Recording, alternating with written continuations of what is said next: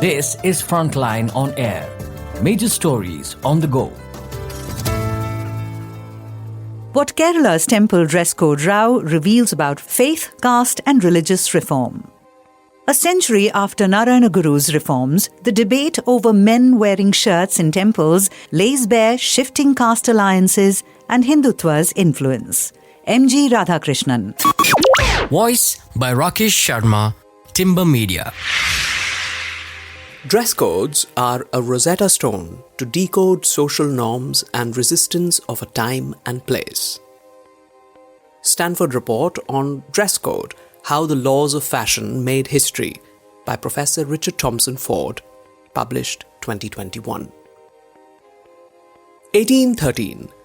Kerala's first mass movement against caste discrimination in the erstwhile Travancore Kingdom is led by the Nadars, a Hindu backward caste. The demand is for Nadar women to have the right to cover their breasts just like the dominant caste Nayar women. The Marumarakkal Samaram, breastcloth agitation, also known as the Channar Revolt, rages for nearly half a century, braving violent repression by the Nayars and the royal government. In 1859, under pressure from Charles Trevelyan, the British governor of Madras, and the large-scale conversion of the Nadar community to Christianity, the Travancore royal government upholds the right of Nadar women to wear the breastcloth. However, until the early 20th century, even dominant caste Hindu women are not permitted to cover their upper bodies inside temples as a mark of respect to the deity. Forward to 2024. On December 31st, a raging controversy erupts over a suggestion by Swami Sachidananda, the head of the Shivagiri Mutt, that men be allowed to wear shirts inside temples. The Shivagiri Mutt was founded by the saint and social reformer Sri Narayana Guru, 1856 to 1928, in 1904, and its followers, the OBC community of Eravas, constitute the largest Hindu community in Kerala, at 22% of the population. Swami Sachidananda said that the archaic custom of removing shirts was to ascertain whether those entering temples were wearing the punul, that is, the sacred thread worn by Brahmins. Although Sri Narayana Guru had opposed the custom, every temple in Kerala, including those set up by him, continue to practice it. Chief Minister Pinarayi Vijayan, who inaugurated the annual pilgrimage to the Mutt, endorsed Swami Sachidananda's suggestion. This triggered the Nayar Service Society, NSS, and other dominant caste Hindu groups to accuse Vijayan of meddling in temple rituals. Vijayan, a CPIM Politburo member and himself born in a Thiya family, as the Eravas are known in North Kerala, also said in his speech that the Hindutva camp was trying in vain to appropriate Sri Narayana Guru, who had opposed the Sanatana Dharma that entrenched the oppressive fourfold caste hierarchy of Chaturvarnya. The BJP's national leadership condemned Vijayan's remarks just as it had slammed Tamil Nadu Deputy Chief Minister Udayanidhi Stalin's criticism of Sanatana Dharma in 2023. In an opinion piece in a national daily, the BJP national spokesperson Guru Prakash wrote, quote, Narayana Guru, without a doubt, remains a tall and popular figure who has enabled Hindu thought, religion and culture to reinvent themselves. He is therefore a popular advocate of Sanatana Dharma. End quote. He added that Vijayan was clueless about Narayana Guru and Indian Dalit and subaltern history. The Sangh Parivar would have loved to use the controversy for a repeat of the mass agitation it led against the previous Left Democratic Front (LDF) government for revoking the ban on women of menstrual age from entering the shrine at Sabarimala following a Supreme Court judgment in 2018. P.S. Sridharan Pillai, the then state president of the BJP in Kerala, had even exhorted his party to make use of the golden opportunity provided by the revoking of the ban. However, this time, the presence of Shivagiri Mutt on the other side seems to have restrained the Sangh, since any adverse move is likely to upset its ongoing subaltern Hindutva agenda, intended to woo the backward castes. The ongoing debate also points to the inroads that the Sangh has made and the inherent contradictions within the Sri Narayana movement. For although the Shivagiri Mutt called for an end to the ban on shirts inside temples, it disassociated itself from Vijayan's critique of Sanatana Dharma. Swami Sachidananda said, quote, Sanatana Dharma has no links to the Chaturvarnya system. It was only because of the existence of Sanatana Dharma that religions like Christianity and Islamism could enter Bharatam. End quote. According to him, Narayana Guru's famous proclamation, Oru Jati, Oru Matam, Oru Daivam Manushanu, one caste, one religion, one God for humanity, is itself Sanatana Dharma. The Sri Narayana Dharma Paripalana Yogam, SNDP, the powerful social organization founded by Narayana Guru, has also disowned Vijayan's critique. Kerala's reform movements. Sanatana Dharma was once criticized by most Hindu reform movements, including the SNDP. Documents on the Vaikom Satyagraha of 1924, the legendary non-violent agitation against the ban on backward castes from walking on the roads around a temple, had referred to all its dominant caste opponents as Sanatanis. A century later, both the SNDP and the Congress, which led the Vaikom Satyagraha, defend Sanatana Dharma and call Vijayan ignorant. Leader of the opposition, V.D. Satishan, even accused Vijayan of letting Sangh Parivar own Sanatana Dharma, a great part of India's heritage. Only the Dalit groups continue to critique Sanatana Dharma. The noted Dalit scholar Dr. T.S. Shyamkumar wrote, quote, Sanatana Dharma is nothing more than a rebranding of the inhuman and anti-social caste system. End quote. It is interesting how Hindutva ideology has crept into community organizations that once pioneered progressive internal reforms and opposed orthodoxy. Narayana Guru, considered the architect of the Kerala Renaissance, led a relentless crusade in theory and practice against the Hindu caste system and Brahmin hegemony. Yet, unlike Jyotiba Phule or E.V. Ramasamy Periyar, Sri Narayana Guru remained an ardent follower and preacher of the Vedanta and Advaita. He defied orthodox Hindu customs by becoming the first non-Brahmin to consecrate idols and set up temples. Credited with a radical reimagining of religion, Sri Narayana Guru described himself as unattached to any religion and propagated the importance of education and industrialization.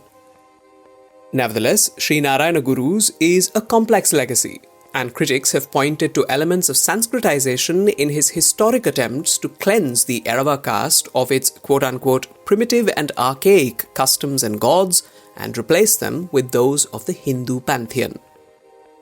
Although the attempts were to facilitate the community's upward social mobility, they indirectly validated aspects of orthodox Hinduism. Perhaps owing to this, Sri Narayana Guru became acceptable to both secular and religious camps. Despite espousing Narayana Guru's non-religious spirituality, there have been forces within the SNDP from the beginning who were aligned to a larger Hindu identity and mobilization, especially among its elites. In the 1950s, SNDP General Secretary R. Shankar, who later became a Congress Chief Minister, joined hands with Mannathu Padmanabhan, the reformist founder of the NSS, to launch the short-lived Hindu Mahamandalam, Kerala's first organization intended to unify all Hindus. In contrast, a movement led by Sri Narayana Guru's prominent disciple, Sahodharan, that is brother Ayyappan, strongly condemned Hindu orthodoxy, including Sanatana Dharma, and even espoused atheism. Ayyappan called for a change of Sri Narayana Guru's famous doctrine to Jati Venda, Madam Venda, Daivam Venda, Manushanu. No religion, no caste, no God for humanity. Ayyappan was derisively called Pulayan Ayyappan, Dalit Ayyappan, by the elites in the Erava community for interdining with Dalits. Subsequently, the SNDP gravitated to the Congress, while the Erava community stayed with the communists. Things changed after the BJP's political ascent under Narendra Modi. In 2016, the SNDP's current General Secretary, Vellapalli Nateshan, launched a new political outfit, the Bharata Dharma Janasena, BDJS. His son, Tushar Vellapalli, is the president of the BDJS, which is a constituent of the National Democratic Alliance, NDA. Tushar Vellapalli was the NDA's Lok Sabha candidate from Wayanad in 2019 against Rahul Gandhi and from Kottayam in 2024. Nateshan, 87, a wealthy contractor, has for over 25 years been the powerful and outspoken General Secretary of the SNDP and the Sri Narayana Trust, which runs many educational and medical institutions. Although an ardent advocate of Hindu unity and a critic of minority appeasement, he is known for his flip-flops. Nateshan was all praise for Modi initially, but distanced himself from the BDJS after his son took to the NDA. He backed the BJP stir against women's entry into Sabarimala at first, but backtracked later to support the LDF government against the agitation. He even headed the Renaissance Forum, formed by the LDF government to oppose the dominant castes-led Sabarimala agitation, in which even his wife and son participated. Yet, later, he lambasted the government for inviting the people's wrath by opening the shrine to women. Currently, even as he backs the right to wear shirts inside temples, Nateshan differs with Vijayan, to whom he is close, on Sanatana Dharma. Nateshan perfectly embodies the complexities and contradictions in the Sri Narayana movement, which the BJP attempts to capitalize on. The once pro-left community has massively voted for the NDA, as is evident from the latter's increased vote share in the 2024 Lok Sabha election. According to the Lokniti CSDS survey, the NDA garnered 32% of the Yarava vote, up by 11% from 2019, significantly contributing to the LDF's debacle. Ironically, the 111-year-old NSS, despite its alignment with the Sangh on many matters, has politically kept away from the BJP. Sukumaran Nair, NSS General Secretary, repeatedly proclaims its policy of equidistance from all political parties, although the Nair community has gravitated substantially towards the BJP, especially after the Sabarimala agitation in which the NSS was a prime mover. The Lokniti CSDS survey showed Nair votes to the NDA rising by 2% to reach 45% in the 2024 election.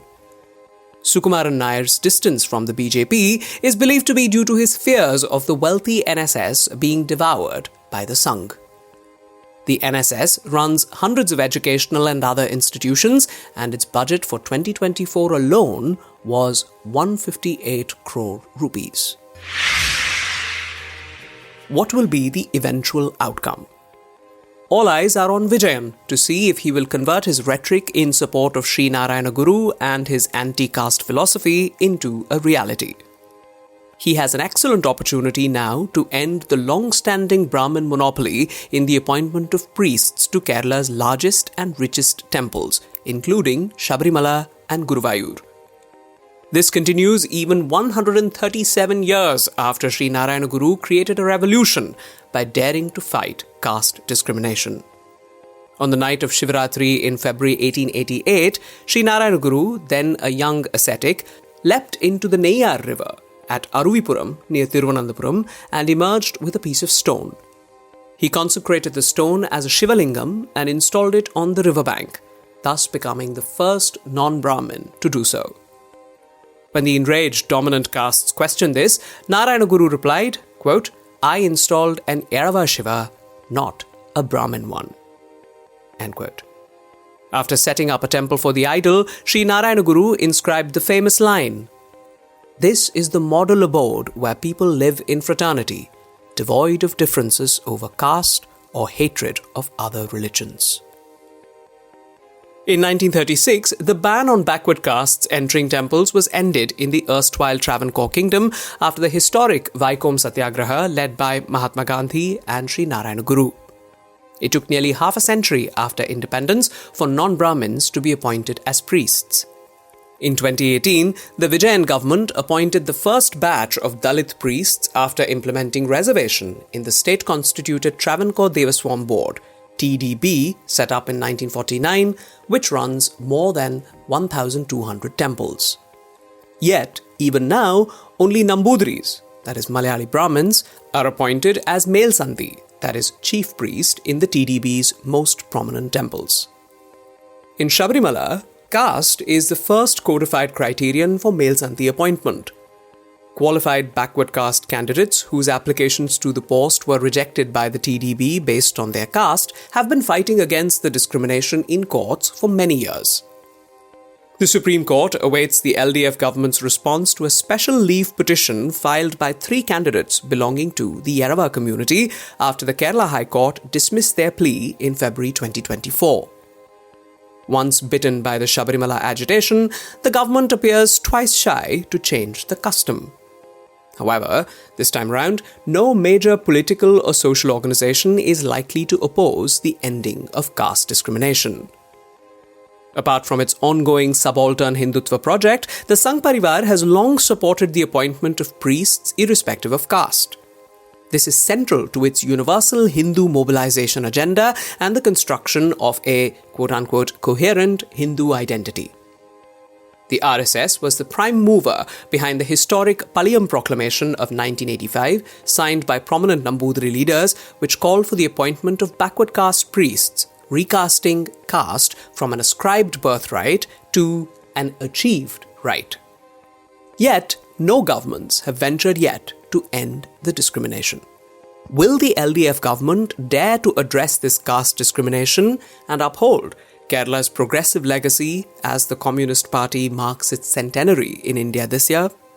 The answer may redefine the state's identity in an era of shifting caste and political alignments. MG Radhakrishnan, a senior journalist based in Thiruvananthapuram, has worked with various print and electronic media organizations. This is Frontline on Air. Major stories on the go.